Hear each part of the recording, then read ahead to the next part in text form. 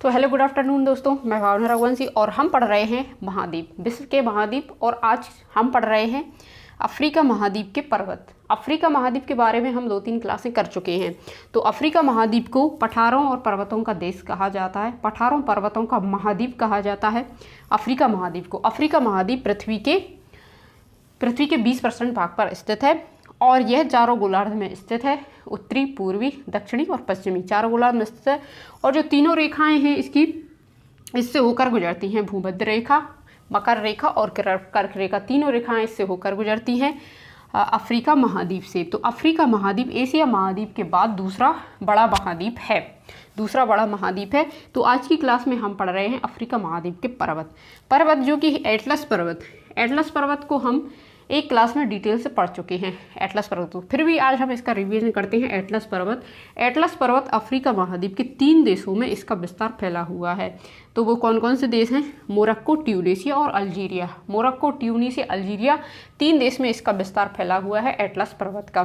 तो एटलस पर्वत की 4 श्रेणियाँ हैं। कौन कौन सी हैं? एंटी एटलस है, मध्य एटलस है और मिडिल एटलस, मध्य एटलस, एंटी एटलस और तीसरी श्रेणी है हाई एटलस और एक है सहारा एटलस। तो इसकी 4 श्रेणियां हैं। किसी बुक में 5 श्रेणियां भी इसके नाम दिए हैं।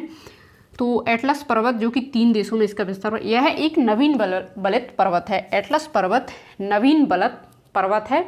जैसे कि भारत में हिमालय पर्वत है, ऐसे ही एटलस पर्वत है। और ये मिस्र देश है। तो मिस्र देश में स्थित है माउंट सिनाई। मिस्र देश में स्थित है माउंट सिनाई मिस्र देश में स्थित है। यह होस्ट पर्वत का उदाहरण है। मिस्र का मरुभूमीय पर्वत है माउंट सिनाई, मिस्र देश में स्थित है। और देखते हैं हम, यहाँ पर है कैमरून देश। हम इसके देश और देश की राजधानियों को एक क्लास में देख चुके हैं। तो यहाँ पर कैमरून देश स्थित है। कैमरून देश में कैमरून माउंट स्थित है। माउंट कैमरून सक्रिय ज्वालामुखी है। माउंट कैमरून कैसा पर्वत है? माउंट कैमरून सक्रिय ज्वालामुखी है। और यहाँ पर स्थित है युगांडा देश और यहाँ पर है केन्या देश। केन्या और युगांडा की सीमा पर स्थित है माउंट एल्गन जो कि एक शांत ज्वालामुखी है। ये कैसा ज्वालामुखी पर्वत है? शांत ज्वालामुखी पर्वत है माउंट एल्गन। और ये कहाँ पर स्थित है? युगांडा और केन्या की दोनों देशों की सीमा पर स्थित है माउंट एल्गन। और केन्या की उच्च भूमि पर, जो केन्या की उच्च भूमि पर स्थित है माउंट केन्या केन्या की उच्च भूमि पर स्थित है। ये केन्या देश है और यह उच्च भूमि की सर्वोच्च चोटी है। केन्या उच्च भूमि की सर्वोच्च चोटी है। अफ्रीका की दूसरी सबसे ऊंची चोटी है। माउंट केन्या अफ्रीका महाद्वीप की दूसरी सबसे ऊंची चोटी है। और ये किलिमंजारो हम एक शॉर्ट वीडियो में हम पढ़ चुके हैं किलिमंजारो के बारे में, फिर भी हम इसका रिवीजन कर रहे हैं। किलिमंजारो जो कि तंजानिया देश में स्थित है, माउंट किलिमंजारो, और इसे माउंट केबो के नाम से भी जाना जाता है। और यह अफ्रीका की सर्वोच्च चोटी है।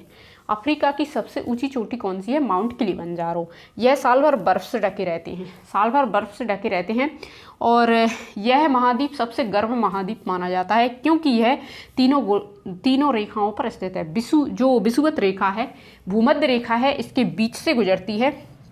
तो जो यह उष्ण और उपोष्ण कटिबंध दोनों कटिबंध में आता है, उष्ण उपोष्ण दोनों कटिबंध में आता है। और जो विषुवत रेखा है इसके 322 किलोमीटर दूरी पर स्थित होने पर भी किलिमंजारो साल भर बर्फ से ढका रहता है क्योंकि इसकी ऊंचाई के कारण। इसकी ऊंचाई है 5895 मीटर, जो कि ऊंचाई बढ़ने पर तापमान कम होता है। तो ऊंचाई बढ़ने पर तापमान कम होता है, इसलिए यह साल भर बर्फ से ढका रहता है। और यहाँ पर स्थित है दक्षिण अफ्रीका देश। अफ्रीका का दक्षिण अफ्रीका देश स्थित है। तो इसके दक्षिण पूर्व में स्थित है ड्रैकन्सबर्ग पर्वत स्थित है। यह प्राचीन मोड़दार अपशिष्ट पर्वत है। कैसा पर्वत है? प्राचीन है, मोड़दार है और अपशिष्ट पर्वत है। दक्षिण अफ्रीका में स्थित है। और यहीं पर स्थित है कांगो प्रजातांत्रिक गणराज्य जायरे देश। तो इस कांगो प्रजातांत्रिक गणराज्य में स्थित है माउंट राउबेनजोरी स्थित है और इसे माउंटेन ऑफ द मून्स के नाम से भी जानते हैं। माउंटेन ऑफ द मून्स के नाम से भी जाना जाता है इस माउंट राउबेंजोरी को। और माउंट कैमरून के बारे में हम पढ़ ही चुके हैं, तो इसके पर्वत हो चुके हैं। आज की क्लास में हम अफ्रीका महाद्वीप के पर्वत के बारे में पढ़ चुके हैं। तो नेक्स्ट क्लास में अब हम इसके पठार के बारे में पढ़ेंगे। तो आज की क्लास में इतना ही। थैंक यू दोस्तों। अगर क्लास पसंद आए, समझ आए तो लाइक ज़रूर करना और कमेंट करके मुझे ज़रूर बताना। तो थैंक यू दोस्तों, आज की क्लास में बस इतना ही। मिलते हैं नेक्स्ट क्लास में। Thank you.